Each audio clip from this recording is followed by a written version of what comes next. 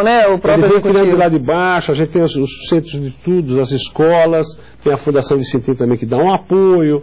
Então, com isso, nós temos muitos estagiários, a gente vai pegar todos procuramos primeiro colocar um funcionário na faculdade. Né?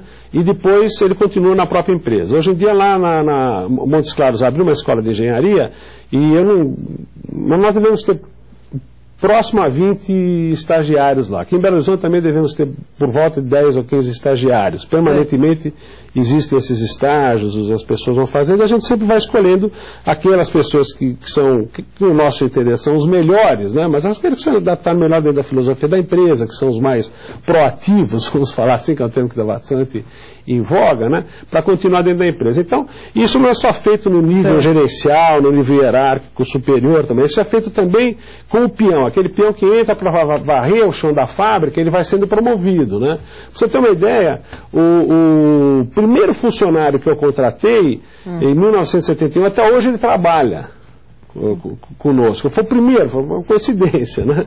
Foi o primeiro funcionário que eu contratei, até hoje ele trabalha. Ele é encarregado lá em Várzea da Palma. Hoje ele está aposentado, né? Ele aposentou, inclusive tem um problema de saúde, ele teve um ataque cardíaco.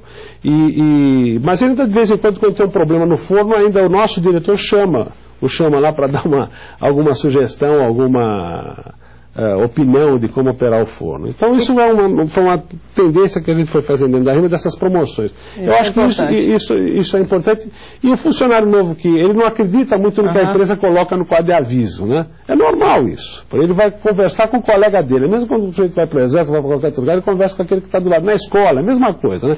Como é que é aqui? Como é que funciona essa escola? Como é que funciona essa empresa? Então todo mundo fala, não, aqui tem uma chance de você progredir, de você funcionar. Tem gente que às vezes não se dá bem com o chefe e vai embora. Tem uma rotatividade. Né? Nós temos uma rotatividade. E vocês têm a única mina regulamentada de quartzo no Brasil. Como é que vocês conseguiram isso? Essa foi uma operação grande, nós tivemos lá em Olhos d'Água, né? Tínhamos dois requerimentos, o nosso de uma outra empresa de mineração, fizemos um acordo com essa outra empresa de mineração, e hoje nós temos essa mina operando em quartzo.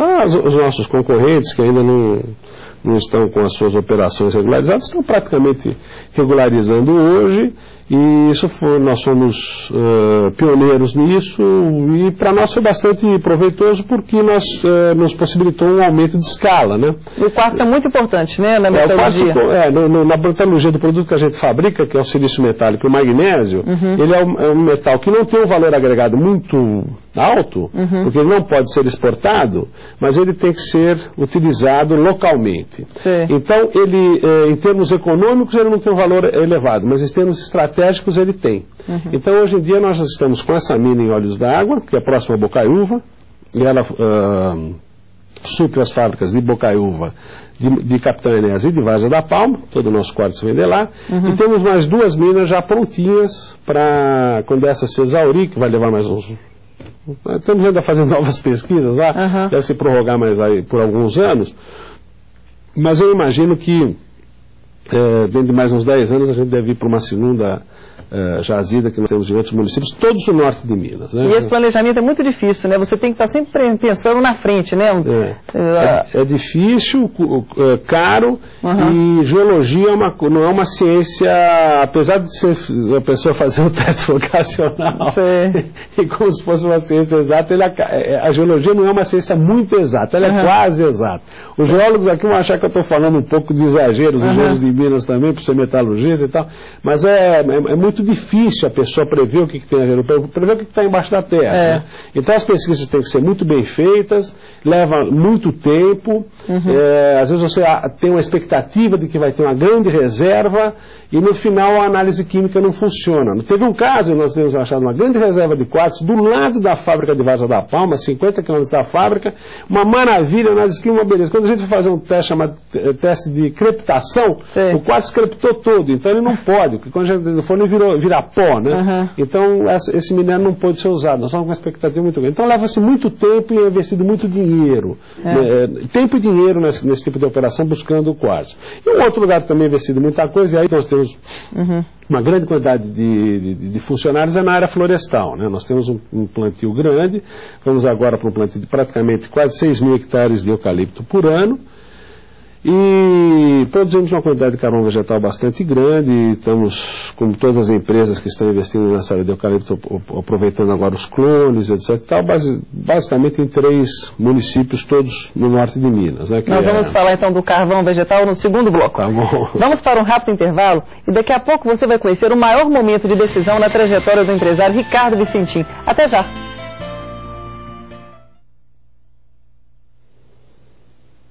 No programa Momento de Decisão de hoje, você está conhecendo a história da maior indústria nacional de metalurgia na produção de ligas à base de silício, matéria-prima usada na produção de automóveis. E a RIMA é também a 3ª maior do mundo neste setor. Está conosco o fundador e presidente da empresa, Ricardo Antônio Vicentim. Ricardo, qual foi seu maior momento de decisão? São vários, mas tem que escolher um. Não, esse foi de fato interessante, porque quando você me fez essa pergunta, fiquei pensando assim para trás e teve vários, mas o primeiro, né, que desse desencadeou os outros, foi o dia que eu resolvi, eu tinha um sonho, né, como todo rapaz, todo menino, né, eu estava lendo uma série de livros de guerra, naquela época estava muito em moda, né? E eu queria ser piloto de caça, eu queria ser um piloto. Eu sempre podem ver os telespectadores, pelo meu óculos aqui, seria um verdadeiro desastre, né? Não estaria pilotando mais nada. E tomei uma decisão certa por causa dessa deficiência física que eu tenho. Aliás, naquela época eu já tinha um pouquinho dessa deficiência. E também mais por causa da família, né? Por causa dessa orientação que eu falei no bloco anterior, no início da entrevista, que ainda meu pai me levou, a família que chamou vários militares, né, inclusive da aeronáutica, para conversar comigo. Então eles começaram a fazer uma série de perguntas que aquilo era um sonho, né, você estava lendo um livro de, um rapaz lendo um livro de guerra, histórias, e eu gosto muito de história, né, então lia todas essas histórias, batalhas, não sei o que lá, e estava encantado naquela época por pilotos de caça, lendo os livros do Exupéry, no Saint-Exupéry, pouca gente sabe que ele, além de ter escrito Pequeno Príncipe, foi o maior piloto de caça francês que já houve, né? Talvez o segundo maior piloto aliado na Segunda Guerra, piloto de caça. Então eu li todos os livros dele, li também dos pilotos ingleses, li dos pilotos alemães, li de um piloto japonês também, então eu estava bastante animado para ser um piloto de caça, para que o Brasil não tenha uma aviação de caça. De qualquer maneira, a minha família me levou para conversar com esses militares, e eles falaram, você está disposto a chegar na hora, você está disposto a cortar o cabelo, naquela época todo mundo usava o cabelo comprido. Falou, esse pessoal vai mandar demais em mim. Não vai dar muito certo, a ficha foi caindo, entendeu? Eu falei, não, de fato eu gosto muito desse negócio, mas é mais em livro, sabe? E eu também tenho outro detalhe, seria um desastre no piloto de caça, porque a única coisa que eu não tenho é habilidade de manual. Quando vou num videogame, eu sou bom, os meninos ganham sempre dos mais velhos, é normal, né? Mas qualquer pessoa, eu sou um desastre em videogame, não tenho habilidade nenhuma para... Então não ser piloto de caça e ser engenheiro foi uma boa decisão. Foi uma ótima decisão, com orientação da família, e isso deu certo. Eu poderia talvez ter sido médico também, que é uma coisa que eu gosto, mas no final eu gosto muito de engenharia. Eu gosto muito de engenharia, não só da metalurgia, eu gosto muito de mecânica também, entendeu? E vamos voltar então, Ricardo, no assunto do primeiro bloco, no uso do carvão vegetal. Por que vocês usam o carvão vegetal e as outras indústrias não usam? É uma condição típica do Brasil, sabe? E foi uma coisa desenvolvida aqui em Minas Gerais. As outras usam carvão mineral, que é mais poluente, não é? Muito mais poluente. E foi desenvolvida em 1860, com o primeiro alto-forno que foi montado lá em Itabirita. Aí tem uma certa discussão se foi aqui em Itabirita ou se foi lá em São Paulo, Itapeva, que é o nome. Aliás, hoje em dia tem esse como Itapeva sendo mais antigo, mas por pouco tempo. Mas comercialmente, ali em São Paulo foi financiado pelo Império naquela época, né? E aqui não, aqui foi um investimento independente de empresários locais que começaram a fazer. Até hoje, quando você vai para o já faz algum tempo que eu não passo lá, mas tinha um antigo alto-forno, a usina Queiroz Júnior não havia destruído. Aquele primeiro antigo alto-forno ficou como um monumento lá, de 1860, 1870, não sei quando é que foi. E como não se podia importar o carvão mineral, começou-se a desenvolver essa tecnologia com o carvão vegetal. Sim. Tá certo? O que deu muito resultado. Todas as usinas de gusa que houveram em Minas Gerais foram desenvolvidas em cima do carvão vegetal. Primeiro, através da mata nativa, que era abundante, precisava cortar para fazer pasta, etc. e tal, e todas essas indústrias foram desenvolvendo em cima do carvão vegetal. Um outro projeto que também foi desenvolvido aqui em Minas Gerais, pouca gente sabe disso, é o tubo centrifugado. Sim. Né?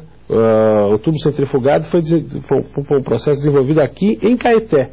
E vocês, como tem essa preocupação ambiental muito grande, né, pelo uso do carvão vegetal, né, pelo próprio plantio dos eucaliptos, é por isso que vocês estão recebendo a certificação ambiental, não é isso? Isso. Vocês vão receber agora, esse ano, não é verdade? Várias empresas estão investindo nessa área por não ter o carvão mineral e ele ficar também muito caro. Né, pra você hoje em dia você só pode trazer para o nosso produto, no carvão existente, você tem que trazer da Nova Zelândia, da Austrália, da Colômbia. Para você ter uma ideia, o carvão da Colômbia, no lugar de vir direto para o Brasil, primeiro vai para Roterdã, você tem uma ideia, e depois ele é lavado em Roterdã e voltaria ao Brasil. Você tem ideia? Quer dizer, isso é absolutamente inviável. Então fica muito mais lógico você plantar o eucalipto no norte de Minas, cortar, fabricar o carvão vegetal e aí sim utilizar na fábrica, gerando uma quantidade de empregos muito grande. Por isso é que nós temos esses 5.100. Só na área florestal nós estamos com 2.400 funcionários hoje. Você pode perfeitamente comprar máquinas, né? Aí depois você manda, eu sempre digo, você vai mandar 150 pessoas embora se você coloca uma máquina. A primeira coisa que o cara vai vir fazer é vir assaltar todo mundo aqui em Belo Horizonte, porque ele não tem emprego lá. Não faço isso porque eu sou bonzinho, não. Eu faço isso porque é mais barato do que você importar a máquina. Ainda mais que o juros que o Brasil tem, né? O empresário tem essa missão e hoje os nossos telespectadores estão aí conhecendo a complexidade do setor da metalurgia. Confira agora os detalhes do maior momento de decisão da trajetória do empresário Ricardo Vicentim.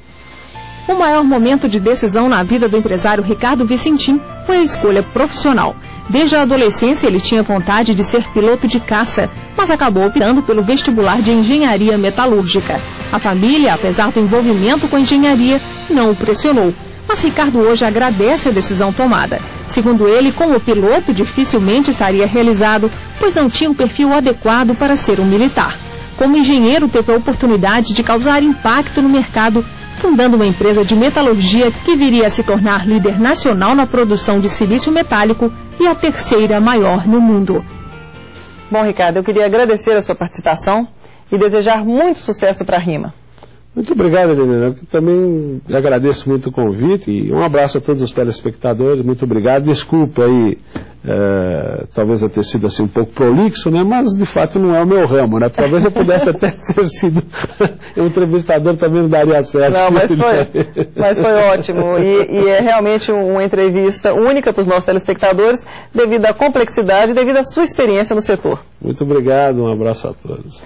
Muito obrigada. Nosso programa termina aqui. Eu espero que você tenha gostado da história que assistiu hoje. Nós sempre procuramos trazer convidados que souberam tomar as decisões certas em momentos de dúvidas. Se você quiser rever um resumo das entrevistas que já fizemos aqui no nosso programa, acesse nosso site, momentodedecisão.com.br. Muito obrigada pela audiência e até o próximo Momento de Decisão.